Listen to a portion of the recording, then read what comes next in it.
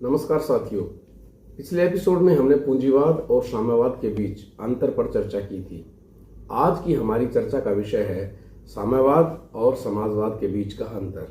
साथ ही इस बात पर भी विचार करेंगे कि किस प्रकार सोवियत संघ, चीन, क्यूबा या नॉर्थ कोरिया आदि देश कभी भी एक कम्युनिस्ट कंट्री नहीं रहे हैं।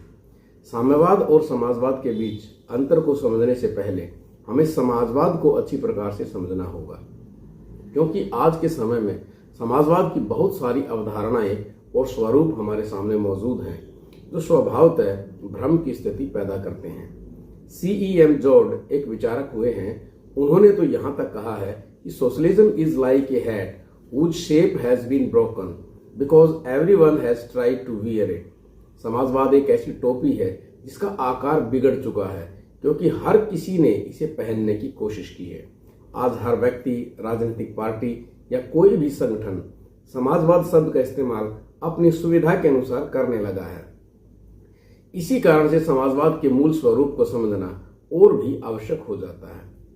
इसके लिए हमें एक बार फिर पूंजीवाद की ओर लौटना होगा और समझना होगा कि पूंजीवाद ने आखिर वह कौन सी समस्याएं पैदा की जिसके कारण पूंजीवादी व्यवस्था के खिलाफ समाजवादी विचारधारा का उदय हुआ। पूंजीवाद की मुख्य समस्या यह है कि यह आर्थिक असमानताओं को बढ़ावा देता है। पूंजीवाद का आधार निजी संपत्ति, व्यक्तिगत लाभ और एक मुक्त बाजार पर आधारित है, जहां उत्पादन के साधन जैसे फैक्ट्रियां, मशीनें और अन्य संसाधन निजी हाथों में होते हैं। इसका परिणाम यह होता है कि कुछ लोग अत्यधिक धन और संपत्ति जमा कर लेते हैं, जबकि अन्य गरीब लोग हाशिए पर चले जाते हैं। पारंपरिक रूप से पूंजीवादी व्यवस्था में बड़ी कंपनियां और संपन्न व्यक्ति अपनी आर्थिक स्थिति का लाभ उठाते हैं, जिससे गरीब और मध्यम वर्ग को अपने अधिकारों और संसाधनों के लिए संघर्ष करना पड़ता है। इसका प्रभाव समाज पर भी पड़ता है, क्योंकि यह शिक्षा, स्वास्थ्य सेवाओं और अन्य बुनियादी सुविधाओं तक पहुंच को सीमित कर देता है। इसके अतिरिक्त पूंजीवाद का ध्यान हमेशा लाभ पर होता है, जिससे पर्यावरणीय नुकसान और श्रमिकों का शोषण भी होता है। अंततः पूंजीवाद में प्रतिस्पर्धा और मुनाफा अधिक महत्वपूर्ण होते हैं और समाज के गरीब वर्ग को उचित अवसर नहीं मिल पाते। इस तरह पूंजीवाद असमानता, शोषण और पर्यावरणीय संकट की समस्या पैदा करता है। इन सभी समस्याओं से मुक्ति पाने के लिए ही समाजवादी विचारधारा का जन्म हुआ।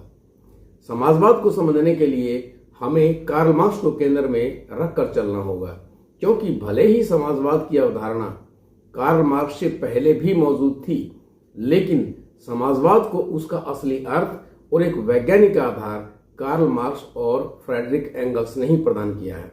इसलिए हम समाजवाद को 3 भागों में बांटेंगे। नंबर 1, कार्ल मार्क्स से पहले का समाजवाद। नंबर 2, कार्ल मार्क्स का समाजवाद। और नंबर 3, कार्ल मार्क्स के बाद का समाजवाद। कार्ल मार्क्स से पहले के समाजवाद को यूटोपियन सोशलिज्म या कल्पना लोकीय समाजवाद कहा जाता है। कुछ लोग इसे आदर्श समाजवाद के नाम से भी पुकारते हैं। यूटोपियन समाजवाद एक समाजवादी विचारधारा है जो समाज में समता और न्याय स्थापित करने के लिए आदर्श और शांतिपूर्ण उपायों की वकालत करती है। इस सिद्धांत के प्रमुख विचारकों में चार्ल्स फ्यूरिये, रॉबर्ट ओवेन और सेंट सिमोन जैसे विचारकों के नाम शामिल हैं। इस सिद्धांत की मुख्य विशेषताएं निम्नलिखित हैं। नंबर 1, समाज में समानता। यूटोपियन समाजवादी मानते हैं कि समाज में सभी वर्गों के बीच आर्थिक और सामाजिक समानता होनी चाहिए। इससे शोषण और गरीबी की समस्या हल हो सकेगी। नंबर 2, शांति और सहयोग। इस सिद्धांत के अनुसार समाज का विकास संघर्ष और हिंसा के बजाय सहयोग और आपसी समझ से होना चाहिए। यह आदर्श समाज के लिए शांति और भाईचारे को प्रोत्साहित करता है। नंबर 3, आदर्श समाज की रचना। यूटोपियन समाजवादी यह मानते हैं कि एक आदर्श समाज की स्थापना केवल विचारों और योजनाओं के माध्यम से संभव है। वे विश्वास करते हैं कि शिक्षित और संवेदनशील व्यक्ति ही इस समाज के निर्माण में मदद कर सकते हैं। नंबर 4, समाजवादी समाज का निर्माण ये उद्योगों, श्रमिकों और धन के वितरण में समान न्याय की वकालत करते हैं, ताकि प्रत्येक नागरिक को उसकी जरूरत के अनुसार संसाधन मिल सके। यूटोपियन समाजवाद का उद्देश्य एक आदर्श और सामूहिक कल्याण की दिशा में अग्रसर होना है, जिसमें सभी व्यक्ति खुशहाल और बराबरी के साथ रह सके। यूटोपियन समाजवादी विचारकों का ज्यादा बल नैतिक तर्कों और नैतिक अपील पर रहा है। हालांकि यूटोपियाई समाजवाद ने कई महत्वपूर्ण प्रेरणाएं दी, लेकिन इसे व्यवहारिक दृष्टिकोण से आलोचना भी मिली, क्योंकि यह अक्सर वास्तविक दुनिया की जटिलताओं को नजरअंदाज करता है। भले ही यूटोपियन समाजवाद की अवधारणाओं को व्यवहारिक और केवल काल्पनिक माना गया हो, फिर भी इन्हीं अवधारणाओं ने ही कहीं ना कहीं मार्क्सवादी समाज को एक मजबूत आधार प्रदान किया है। यूटोपियन समाजवाद के बाद आता है कार्ल मार्क्स का समाजवाद। यहां मार्क्सवादी समाजवाद की चर्चा हम संक्षेप में करेंगे, क्योंकि इसकी विस्तार से चर्चा हम साम्यवाद और समाजवाद के बीच अंतर के दौरान करेंगे। मार्क्सवादी समाजवाद कार्ल मार्क्स और फ्रेडरिक एंगल्स द्वारा विकसित एक वैज्ञानिक और सैद्धांतिक दृष्टिकोण है, जिसका उद्देश्य पूंजीवाद को समाप्त करके एक वर्ग विहीन समाज की स्थापना करना है। इसके प्रमुख सिद्धांत निम्नलिखित हैं। नंबर 1, वर्ग संघर्ष। मार्क्सवाद के अनुसार समाज में दो प्रमुख वर्ग होते हैं, पूंजीपति और श्रमिक। इन दोनों वर्गों के बीच हमेशा संघर्ष होता है, जो समाज में असमानता और शोषण का कारण बनता है। नंबर 2, सामाजिक क्रांति। मार्क्सवादी सिद्धांत के अनुसार श्रमिक वर्ग को अपने अधिकारों के लिए संगठित होकर पूंजीवाद के खिलाफ क्रांति करनी चाहिए। इस क्रांति के परिणाम स्वरूप पूंजीवाद का अंत होगा और समाजवाद की स्थापना होगी। नंबर 3, संसाधनों का सामूहिक स्वामित्व। मार्क्सवाद में यह विचार है कि उत्पादन के साधनों जैसे कारखानों, भूमि आदि का स्वामित्व निजी हाथों में नहीं, बल्कि पूरे समाज के पास होना चाहिए। इससे समाज में समानता और न्याय स्थापित होगा। मार्क्सवादी समाज का उद्देश्य है समाज में पूंजीवाद के शोषण को पूरी तरह से समाप्त कर एक समान और न्यायपूर्ण समाज की स्थापना करना है। अब हम समाजवाद की उन अवधारणाओं पर चर्चा करेंगे जो कार्ल मार्क्स के समाजवाद के बाद नए रूप में विकसित हुई है। नंबर 1, डेमोक्रेटिक समाजवाद। डेमोक्रेटिक समाजवाद का उद्देश्य एक ऐसे समाज की स्थापना है जहां लोकतांत्रिक प्रणाली के तहत समाजवाद लागू किया जाता है। इसमें राजनीतिक और आर्थिक अधिकारों का समान वितरण और शोषण के खिलाफ संघर्ष किया जाता है। डेमोक्रेटिक समाजवादी मानते हैं कि समाजवाद को केवल शांतिपूर्ण तरीके से चुनावी प्रक्रिया के द्वारा लागू किया जा सकता है, न कि क्रांतिकारी तरीके से। इसमें सार्वजनिक नीति, शिक्षा, स्वास्थ्य और कल्याणकारी सेवाओं को मजबूत किया जाता है। नंबर 2, विकासात्मक समाजवाद, एवोल्यूशनरी सोशलिज्म। यह सिद्धांत मानता है कि समाज में परिवर्तन स्वाभाविक रूप से और धीरे धीरे होता है। विकासात्मक समाजवादी मानते हैं कि समाजवाद को क्रांति के बजाय धीरे धीरे सुधारों के माध्यम से लागू किया जा सकता है। इसका मुख्य उद्देश्य है पूंजीवाद के शोषण को खत्म करना है, बिना किसी हिंसा या संघर्ष के। नंबर 3, संवैधानिक समाजवाद, कॉन्स्टिट्यूशनल सोशलिज्म। संवैधानिक समाजवाद यह मानता है कि समाजवाद को केवल संवैधानिक तरीके से कानूनी रूप से स्थापित किया जा सकता है। इसमें संविधान के तहत सामाजिक और आर्थिक सुधारों की दिशा में काम किया जाता है। यहां क्रांति या अराजकता के बजाय कानूनी और विधायी उपायों का समर्थन किया जाता है। नंबर 4, फैबियन समाजवाद। फैबियन समाजवाद एक संशोधनवादी दृष्टिकोण है, जिसमें समाजवाद के सिद्धांतों को धीरे धीरे और शांतिपूर्ण तरीके से लागू करने की वकालत की जाती है। यह आंदोलन 19वीं सदी के अंत में ब्रिटेन में शुरू हुआ था और इसका उद्देश्य बिना हिंसा के लोकतांत्रिक तरीके से समाज में सुधार करना था। पंडित जवाहरलाल नेहरू ने फैबियन समाजवाद को अपनाते हुए ही अपने कार्यकाल में बहुत सारे सार्वजनिक संस्थानों का निर्माण किया था। नंबर 5, नियो मार्क्सवादी समाजवाद। नियो मार्क्सवाद मार्क्सवादी सिद्धांतों का आधुनिक रूप है। इसमें पारंपरिक मार्क्सवाद से अलग सांस्कृतिक और मानसिक संरचनाओं पर भी ध्यान दिया जाता है। नियो मार्क्सवादी यह मानते हैं कि केवल आर्थिक ढांचा नहीं, बल्कि सांस्कृतिक और सामाजिक संस्थाएं भी शोषण और असमानता को बढ़ाती है। नंबर 6, मिश्रित अर्थव्यवस्था। मिश्रित अर्थव्यवस्था वह प्रणाली है जिसमें सार्वजनिक और निजी क्षेत्र दोनों का समावेश होता है। इसमें राज्य और निजी उद्योग दोनों के साथ काम करते हैं। सरकार शिक्षा, स्वास्थ्य और बुनियादी सेवाओं जैसे क्षेत्रों में अधिक हस्तक्षेप करती है, जबकि अन्य क्षेत्रों में निजी उद्यम बढ़ावा पाता है। यह समाजवाद और पूंजीवाद का संयोजन होता है, जिसमें समाज के कल्याण के लिए राज्य की भूमिका महत्वपूर्ण होती है। ये सभी सिद्धांत समाज में समानता और कल्याण की दिशा में काम करते हैं, लेकिन प्रत्येक की कार्य प्रणाली और दृष्टिकोण अलग अलग होते हैं। समाजवाद के इन सभी प्रकारों को अच्छी तरह से समझने के बाद एक बात निकल कर आती है जो मार्क्सवादी समाजवाद को इन सभी समाजवादी अवधारणाओं से अलग करती है, और वो बात यह है कि केवल मार्क्सवादी समाज ही पूंजीवादी व्यवस्था को जड़ से उखाड़कर उसके स्थान पर शोषण मुक्त और वर्ग विहीन समाजवादी व्यवस्था को कायम करने की बात कहता है। बाकी सभी समाजवाद लोकतांत्रिक प्रक्रियाओं के माध्यम से सामाजिक और आर्थिक सुधारों की मांग करते हैं। इनका उद्देश्य पूंजीवाद को समाप्त करना नहीं, बल्कि उसे सुधारना है। हम उम्मीद करते हैं कि आप समाजवाद की लगभग सभी प्रकार की अवधारणाओं को अच्छी तरह से समझ गए होंगे। अब हम साम्यवाद और समाजवाद के बीच अंतर को स्पष्ट करेंगे। अब यहाँ गौर करने की बात यह है कि साम्यवाद और समाजवाद के बीच भ्रम की जो स्थिति पैदा होती है वह साम्यवाद और केवल मार्क्सवादी समाज के बीच उत्पन्न होती है, अन्य किसी प्रकार के समाजवाद के साथ नहीं।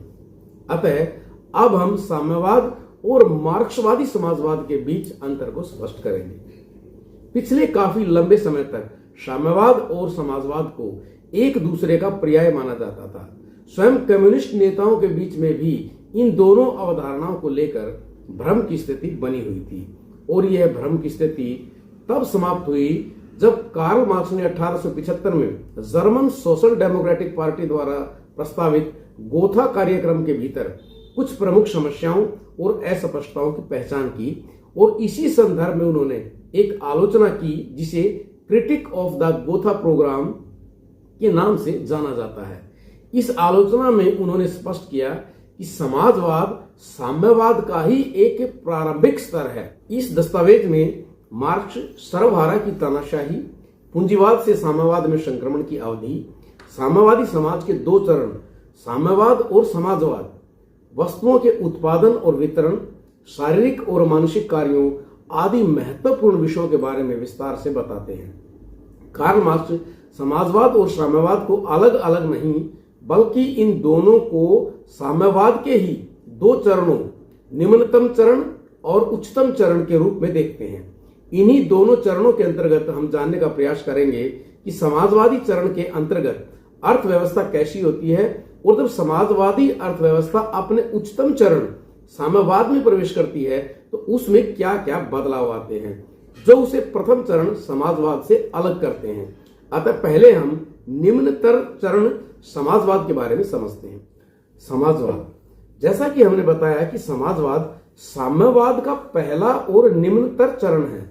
मार्क्स के अनुसार जब पूंजीवादी समाज में क्रांति होती है तो मजदूर वर्ग पूंजीपतियों का शासन समाप्त कर देता है और राज्य का नियंत्रण अपने हाथ में ले लेता है।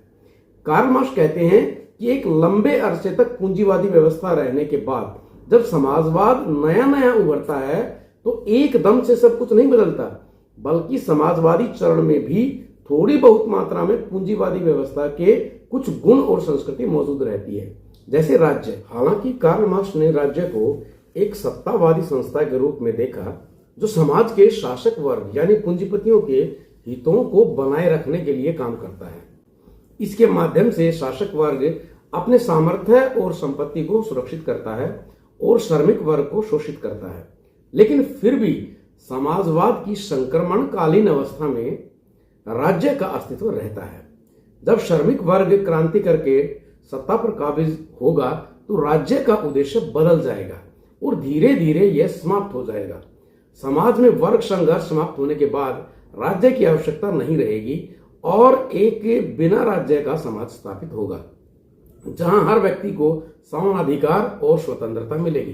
परंतु राज्य की समाप्ति साम्यवाद के उच्चतम चरण में जाकर समाप्त होगी। अतः समाजवादी चरण में राज्य का अस्तित्व रहेगा। इसीलिए समाजवादी चरण को संक्रमणकालीन चरण कहा गया है।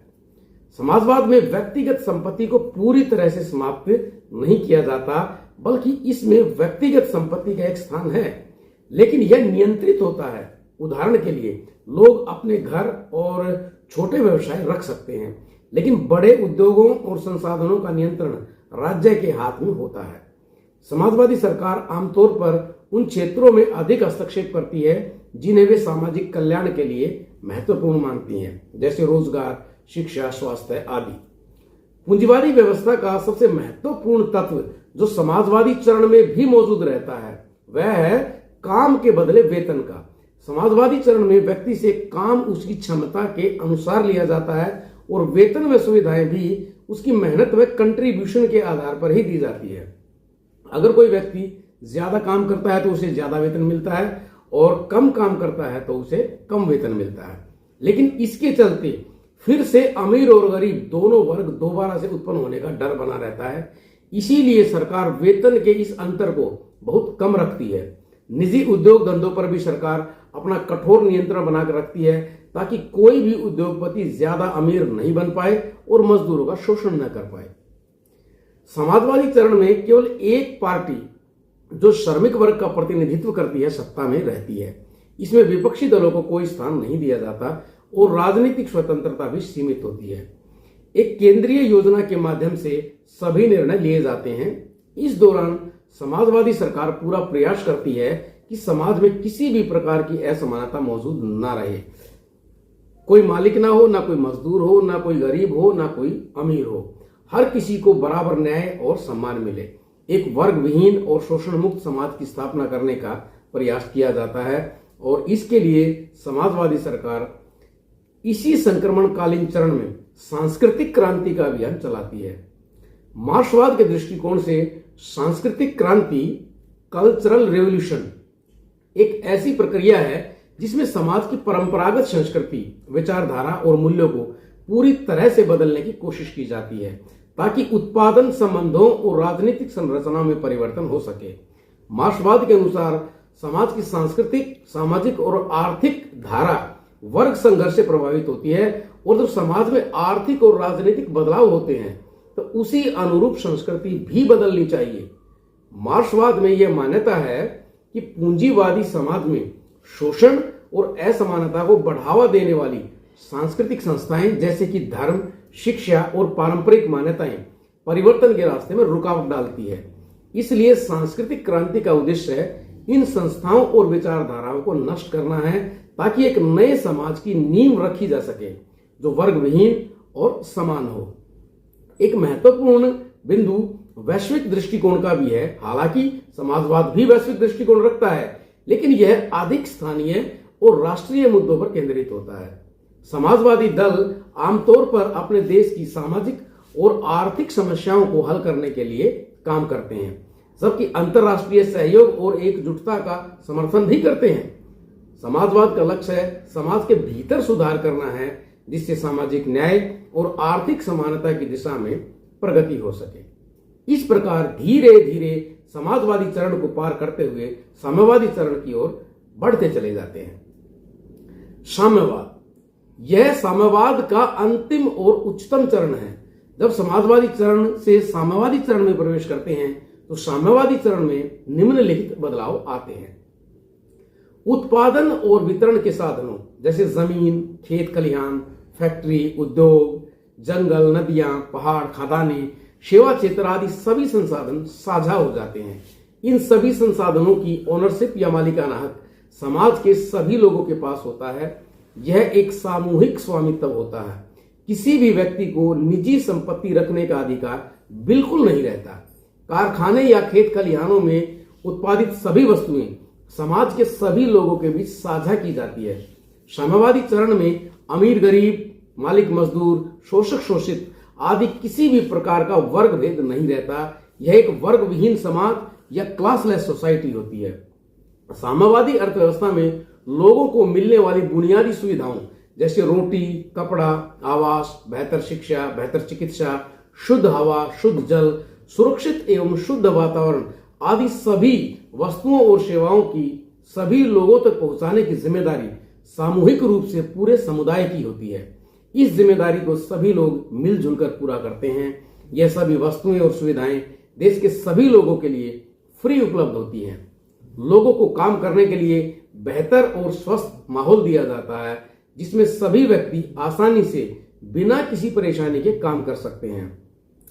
साम्यवादी चरण का सबसे जरूरी बदलाव यह होता है कि व्यक्ति को काम तो उसकी क्षमता के अनुसार लिया जाता है, लेकिन सुविधाएं उसकी आवश्यकताओं के अनुसार ही दी जाती है। साम्यवादी चरण में जब उत्पादन और वितरण के सभी साधन पूरी तरह से साझा हो जाते हैं, समाज के हर व्यक्ति की आवश्यकताएं पूरी हो जाती है, अमीर और गरीब, मालिक और मजदूर, शोषक और शोषित सभी प्रकार के वर्ग समाप्त हो जाते हैं, तो ऐसी अवस्था में राज्य नामक संस्था की कोई आवश्यकता नहीं रह जाती। इसलिए साम्यवाद के अंतिम चरण में राज्य को पूरी तरह से समाप्त कर दिया जाता है और इसके स्थान पर सेल्फ मैनेजमेंट, स्व प्रबंधन के सिद्धांत के आधार पर व्यवस्था को संचालित किया जाता है, जहां लोग अपने अनुसार कार्य करते हैं और सभी के पास समान अधिकार होते हैं तथा पूर्ण रूप से सामाजिक न्याय और आर्थिक समानता स्थापित हो जाती है। जाति, धर्म, भाषा, लिंग, क्षेत्र आदि के आधार पर किसी भी प्रकार के भेदभाव के लिए कोई स्थान नहीं रहता। साम्यवाद का सबसे अंतिम और महत्वपूर्ण लक्ष्य एक वैश्विक दृष्टिकोण है, जिसमें यह मान्यता है कि पूंजीवाद केवल एक ही देश में समाप्त नहीं किया जा सकता है। इसके अनुसार यह आवश्यक है कि सभी देशों में श्रमिक वर्ग एकजुट हों और वैश्विक क्रांति के लिए प्रयास करें। साम्यवाद का लक्ष्य एक ऐसा अंतर्राष्ट्रीय समाज बनाना है जहां सभी लोग समान हों। एक क्लासलेस और बॉर्डरलेस अंतर्राष्ट्रीय समुदाय की स्थापना साम्यवाद की अंतिम और आदर्श अवस्था है। आपको याद होगा कि हमने पहले एपिसोड के अंत में इस बात का जिक्र किया था कि सोवियत संघ, चीन, क्यूबा और नॉर्थ कोरिया आदि कंट्री, विश्व का कोई भी देश साम्यवाद के इस अंतिम चरण में नहीं पहुंच पाया है। यह सभी देश साम्यवाद के प्रथम चरण यानी समाजवादी चरण से ही गुजर रहे हैं और कुछ तो इस समाजवादी चरण को भी अच्छी प्रकार से हासिल करने से पहले ही साम्यवाद की दौड़ से बाहर हो गए हैं। उदाहरण के तौर पर सोवियत संघ और चीन को लिया जा सकता है। सोवियत संघ में 1991 में समाजवादी व्यवस्था समाप्त हो गई थी। चीन भी जिस प्रकार से अपनी अर्थव्यवस्था में बदलाव कर रहा है, उसको देखते हुए लगता है कि यहां भी समाजवादी व्यवस्था समाप्त होने के कगार पर है। हम उम्मीद करते हैं कि साम्यवाद और समाजवाद के बीच अंतर को आप अच्छी प्रकार से समझ गए होंगे। हमें कमेंट्स के माध्यम से आपके अनमोल विचारों का इंतजार रहेगा। धन्यवाद। जय हिंद, जय भारत।